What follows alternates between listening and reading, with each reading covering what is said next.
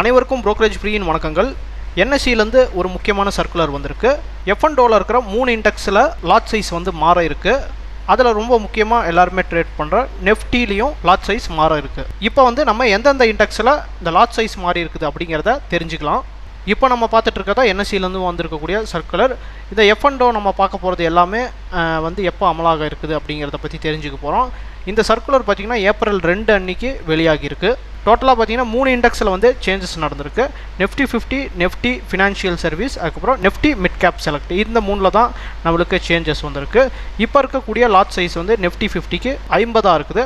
அதை வந்து 25 சேஞ்ச் பண்ணியிருக்காங்க. அடுத்ததாக நிஃப்டி ஃபினான்ஷியல் சர்வீஸ், அதில் வந்து 40 இப்போ இருக்கக்கூடிய லாட் சைஸாக இருக்குது. அதை 25 சேஞ்ச் பண்ணியிருக்காங்க. அடுத்ததாக நிஃப்டி மிட் கேப் செலக்ட் இருக்குது. அது வந்து இப்போது 75 இருக்குது. அதை 50 சேஞ்ச் பண்ணியிருக்காங்க. பேங்க் நிஃப்டியில் தற்போது 15 லாட் இருக்குது. அந்த லாட்டில் வந்து எந்த வித சேஞ்சஸும் இல்லாமல் இதுக்கு மேலேயும் 15 தான் தொடரும். ஏப்ரல் 26லேருந்து வரக்கூடிய எல்லா கான்ட்ராக்ட்ஸ்லையும் இது வந்து அமலாகும்.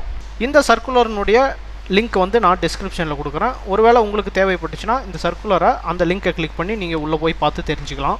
நாங்கள் கொடுத்த இந்த தகவல் வந்து உங்களுக்கு பயனுள்ளதாக இருந்திருக்கும்னு நினைக்கிறேன். இதே போல் பயனுள்ள தகவல் மார்க்கெட் சம்மந்தப்பட்டது நீங்கள் தெரிஞ்சுக்கணும் அப்படின்னா brokerage ஃப்ரீ அப்படிங்கிற இந்த சேனலை மறக்காமல் சப்ஸ்கிரைப் பண்ணிக்கோங்க.